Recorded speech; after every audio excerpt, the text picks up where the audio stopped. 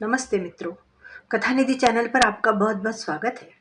हमारी आज की कहानी का नाम है खरीदी हुई दुल्हन। तो चलिए कहानी शुरू करते हैं। 38 साल के अनिल का दिल अपने कमरे में जाते समय 25 साल के युवा के समान धड़क रहा था। आने वाले पलों की कल्पना ही उसकी सांसों को बेकाबू किए दे रही थी, शरीर में झुरझुरी सी पैदा कर रही थी। आज उसके शादी की पहली रात थी, सुहाग रात। इस रात को उसने सपनों में कितनी बार जिया है कि इसके हकीकत में बदलने को लेकर तो उसे विश्वास ही नहीं हो रहा। बेशक मंजू को पैसे देकर ब्याह कर लाया गया है, तो क्या हुआ, है तो उसकी पत्नी ही। और फिर दुनिया में ऐसी कौन सी शादी होती होगी जिसमें पैसे नहीं लगते, किसी में कम तो किसी में थोड़े ज्यादा। 10 साल पहले जब छोटी बहन वंदना की शादी हुई थी, तब पिताजी ने उसकी ससुराल वालों को दहेज में क्या कुछ नहीं दिया था। नकदी, गहने, गाड़ी, सभी कुछ तो था। तो क्या इसे किसी ने वंदना के लिए दूल्हा खरीदना कहा था क्या? नहीं ना। फिर वह क्यों मंजू को लेकर इतना सोच रहा था? कहने दो जिसे जो कहना था। मुझे तो आज रात सिर्फ अपने सपनों को हकीकत में बदलते देखना है। दुनिया का वह वर्जित फल चखना है जिसे खाकर इंसान बौरा जाता है।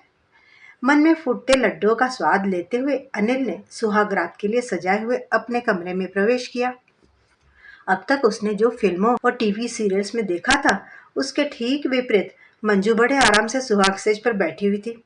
उसके शरीर पर शादी के जोड़े की जगह पारदर्शी नाइटी देखकर अनिल को बड़ा अटपटा सा लगा, क्योंकि उसका तो यह सोच सोच कर ही गला सूखे जा रहा था कि वह दुल्हन का घूंघट उठाकर उससे बातों की शुरुआत कैसे करेगा।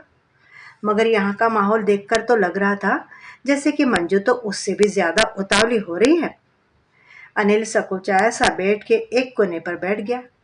मंजू थोड़ी देर तो अनिल की पहल का इंतजार करती रही, फिर उसे झिझकते देखकर खुद ही उसके पास खिसक आई और उसके कंधे पर अपना सिर टिका दिया। यंत्रवत से अनिल के हाथ मंजू के इर्द गिर्द लिपट गए। मंजू ने अपने आप को हल्का सा धक्का दिया और वे दोनों ही बेड पर लुढ़क गए।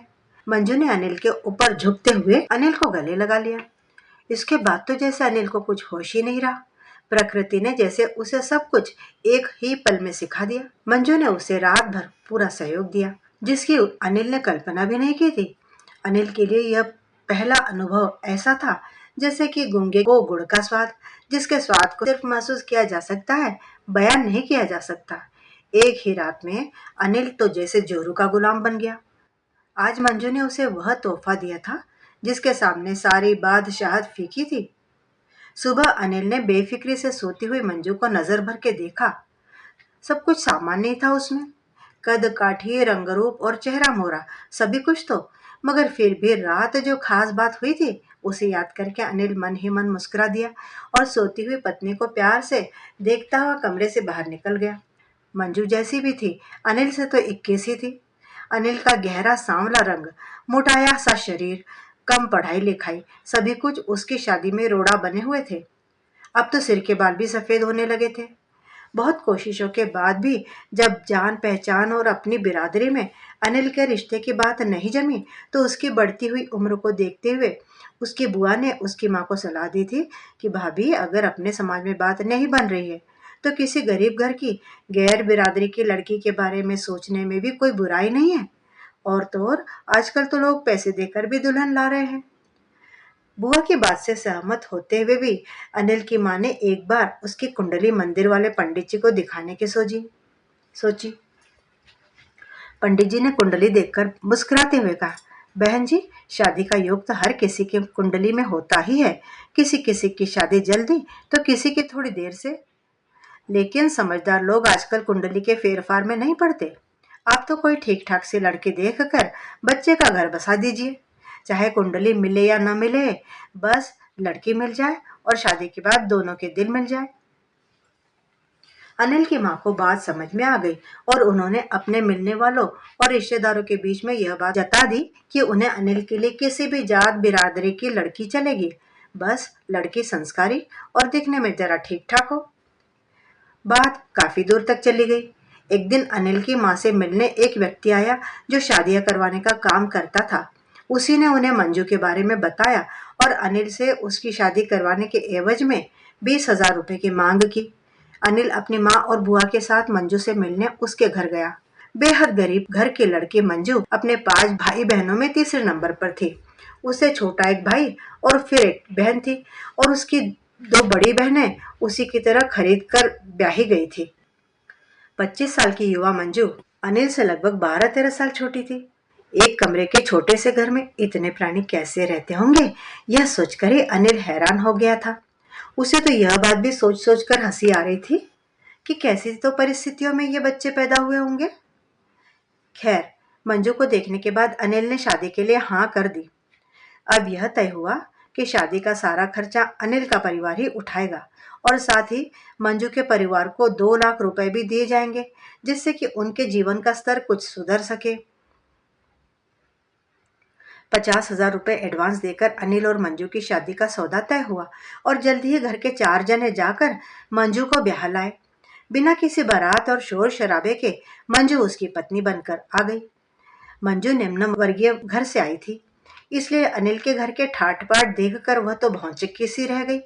बेशक उसका स्वागत किसी नववधू सा नहीं हुआ था, मगर मंजू को इसका न तो कोई अफसोस ही था और न ही उसने कभी इस तरह का कोई सपना ही देखा था।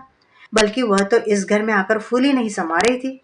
जितना खाना उसके मायके में दोनों वक्त बनता था, उतना तो यहाँ एक वक्त के खाने में बच जाता था और कुत्तों को खिलाया जाता था।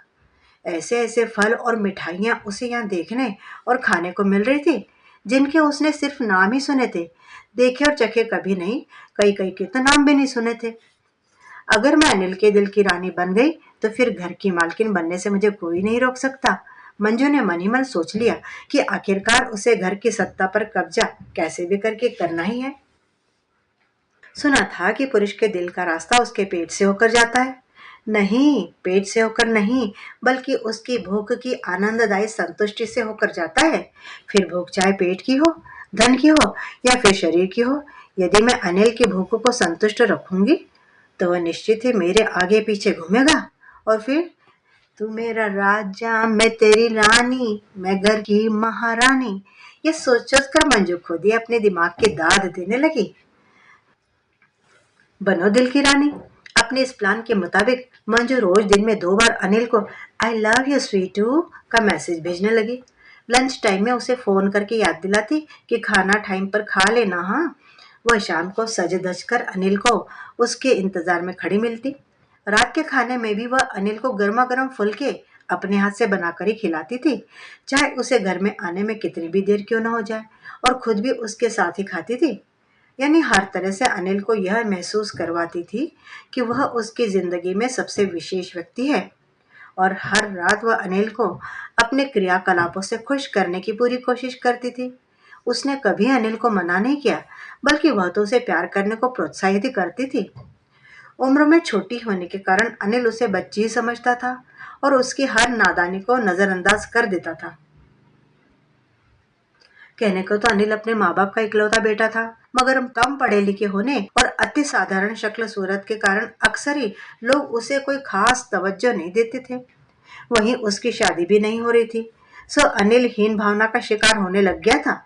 मगर मंजू ने उसे यह एहसास दिलाने में कोई कसर नहीं छोड़ी कि वह कितना काबिल और खासा इंसान है, बल्कि वो तो कहती थी कि अनिल ही उसकी सारी दुनिया है। मंजू के साथ और प्यार से अनिल का आत्मविश्वास भी बढ़ने लगा। मंजू को पाकर अनिल ऐसे खुश था जैसे किसी भूखे व्यक्ति को हर रोज भरपेट स्वादिष्ट भोजन मिलने लगा हो। एक दिन मंजू की माँ का फोन आया। वे उससे मिलना चाह रही थी। रात में मंजू ने अनिल के शर्ट के बटन खोलते हुए बड़ी अदा से कहा, मुझे कुछ रुपए चाहिए, माँ ने मिलने के लिए बुलाया है। मैं पहली बार जा रही हूँ, अब इतने बड़े बिजनेसमैन की पत्नी हूँ, खाली हाथ तो नहीं जा सकती ना। तो माँ से ले लो ना, अनिल ने उसे अपने पास खींचकर गले लगाते हुए कहा। माँ से क्यों, मैं तो अपने हीरो से ही लूंगी, वह भी हक से लूंगी। कहते हुए मंजुल ने अनिल के सीने पर अपना सिर टिका दिया। कितने चाहिए, अभी ये रखो, और चाहिए तो कल दे दूंगा। अनिल ने निहाल होते हुए उसे 20,000 रुपए थमा दिए और फिर मंजू को बाहों में कसते हुए लाइट बंद कर दी। मंजू 15 दिनों के लिए मायके गई थी, मगर 5 दिनों के बाद ही अनिल को उसकी याद सताने लगी। मंजू की शहद भरी बातें और मस्ती भरी शरारतें अदाएं उसे रात भर सोने नहीं देती। उसने अगले ही दिन मंजू का तत्काल का टिकट बनवाकर आने के लिए कह दिया। मंजू भी तो जैसे आने के लिए तैयार ही बैठी थी, उसके वापस आने के बाद अनिल की दीवानगी उसके लिए और भी बढ़ गई। अब मंजू हर महीने अनिल से 10-15 हजार रुपए लेकर अपने मायके भेजने लगी। मंजू ने अनिल का एटीएम कार्ड नंबर और पिन आदि ले लिया, जिसकी मदद से वह अपनी बहनों और भाइयों के लिए कपड़े या घरेलू सामान आदि भी ऑनलाइन ऑर्डर करके भेज देती। मंजू के प्यार का नशा अनिल के सिर पर चढ़कर बोलने लगा था, सैया भय कोतवाल तो अब डर काहे का। घर में मंजू का ही हुक्म चलने लगा। बेटे की इच्छा को देखकर अनिल की माँ को न चाहते हुए भी तिजोरी की चाबियां बहू को सौंप देनी पड़ी। सामाजिक लेन देन आदि भी सब कुछ उसी की सहमति या अनुमति से होता था। अनिल की माँ उसे कुछ कह नहीं पाती थी, क्योंकि मंजू ने उन्हें भी यह एहसास करवा दिया था कि उसने अनिल से शादी करके अनिल सहित उनके पूरे परिवार पर बड़ा एहसान किया है। सुनिए ना, मेरी बड़ी इच्छा है कि मेरा नाम हर जगह आपके नाम के साथ जुड़ा हो। एक दिन मंजू ने अनिल से बड़े ही अपनेपन से कहा, अरे इसमें इच्छा की क्या बात है, वो तो जुड़ा हुआ ही है। देखो, तुम मेरी अर्धांगिनी हो, यानी मेरा आधा हिस्सा। इस नाते मेरी हर चल अचल संपत्ति पर तुम्हारा आधा हक हुआ ना। अनिल ने प्यार से मंजू को समझाया। वह तो ठीक है, मगर यह सब अगर कानूनी रूप में भी हो जाता तो कितना अच्छा होता, मगर उसमें तो कई पेंच होंगे ना। चलो रहने दो, बिना मतलब आप परेशान हो जाएंगे। मंजू ने बालों की लट को उंगलियों में लपेटते हुए बड़ी अदा से कहा, मेरी जान, मेरे तन मन और धन सबकी मालकिन हो तुम। अनिल ने उसे बाहों में भरते हुए कहा, और फिर एक दिन वकील और सीए को बुलाकर अपने घर, दुकान, बैंक अकाउंट व अन्य चल अचल प्रॉपर्टी में मंजू को कानूनन अपना उत्तराधिकारी बना दिया। इधर एक बच्चे की मां बनकर जहां मंजू ने अनिल के खानदान को वारिस देकर सदा के लिए उसे अपना कर्जदार बना लिया, वही मां बनने के बाद मंजू के रूप और यौवन में आए निखार ने अनिल की रातों की नींद उड़ा दी। अनिल को सब अब अपनी ढलती उम्र का एहसास होने लगा था। वो यह महसूस करने लगा था कि अब उसमें पहले वाली ऊर्जा नहीं रही, और वह मंजू की शारीरिक जरूरतें पहले की तरह पूरी नहीं कर पाता। अपने इस गिल्ट को दूर करने के लिए, इस अपराध बोध को दूर करने के लिए वह मंजू की हर भौतिक जरूरत पूरी करने की कोशिश में लगा रहता। अनिल आंख बंद करके मंजू की हर बात मानने लगा था। मंजू बेशक अनिल की प्रॉपर्टी की मालकिन बन गई थी, मगर उसने भी अपने दिल का मालिक सिर्फ और सिर्फ अनिल को ही बनाया था।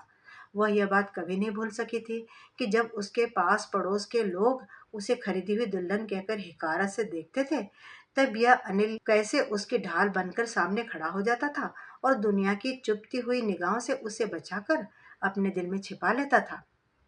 उसकी सास ने उसे कभी अपने खानदान की बहू जैसा सम्मान नहीं दिया था, मगर फिर भी अपनी स्थिति से आज वह खुश थी। उसने बहुत ही योजनानुसार अपने परिवार को गरीबी के दलदल से बाहर निकाल लिया था। मंजू ने मोमबत्ती की तरह खुद को जलाकर अपने परिवार को रोशन कर दिया था। मंजू ने दुकान के काम में मदद करने के लिए अपने भाई को अपने पास बुला लिया। इसी बीच अनिल की मां चल बसी, तो अपने अकेलेपन को दूर करने के लिए मंजू ने अपने माँ पापा और छोटी बहन रीना को भी अपने पास अपने घर में बुला कर रख लिया। एक दिन वही दलाल अनिल के घर आया जिसने मंजू से उसकी शादी करवाई थी। रीना को देखती ही उसकी माँ बोली, क्या कीमत लगाओगे लड़की की? किसी को जरूरत हो तो बताना पड़ेगा ना। मेरी बहन किसी की खरीदी हुई दुल्हन नहीं बनेगी, मंजू ने बड़े फुफकारते हुए कहा। खरीदी हुई दुल्हन बड़ी जल्दी पर निकल आए, अपनी शादी का किस्सा भूल गई क्या? दलाल ने मंजू पर ताना कसते हुए मुंह बनाया। मेरी बात और थी, मैं तो बिना सहारे की बेल थी, जिसे किसी न किसी पेड़ पर तो लिपटना ही था। मगर रीना के साथ ऐसा नहीं है। देर आए दुरुस्त आए, कुदरत ने उसे अनिल के रूप में सिर पर छत दे दी है और पाँव के नीचे जमीन भी। अभी मैं जिंदा हूँ, और अपनी बहन की शादी कैसे करनी है यह हम खुद तय करेंगे। आप जा सकते हैं, लेकिन हाँ, अनिल को मेरी जिंदगी में लाने के लिए मैं सदा आपकी कर्जदार रहूंगी। धन्यवाद। मंजू ने दलाल से हाथ जोड़ते हुए आभार जताया। वहीं पीछे खड़ा अनिल मुस्कुरा रहा था। आज उसके दिल में मंजू के लिए प्यार के साथ साथ इज्जत भी बढ़ गई थी। मित्रों, हर स्त्री को धन संपत्ति के साथ साथ मान सम्मान की भी उतनी ही जरूरत होती है। हमने इसी बात को खरीदी हुई दुल्हन मंजू के आखिरी वाक्य में देखा कि मेरी बहन खरीदी हुई दुल्हन नहीं बनेगी, मैं उसका बड़ा मान सम्मान के साथ में विवाह कराऊंगी। तो मित्र, अभी आप सुन रहे थे कहानी खरीदी हुई दुल्हन। उम्मीद करती हूँ कि आपको अच्छी लगी होगी। कमेंट बॉक्स में लिखकर बताइएगा ज़रूर कि कैसी लगी। चैनल पर नए हो तो चैनल को सब्सक्राइब कर लीजिएगा और अच्छी लगी है कहानी तो निश्चित ही उसे शेयर और लाइक भी कर लीजिएगा। कहानी सुनने के लिए बहुत बहुत धन्यवाद।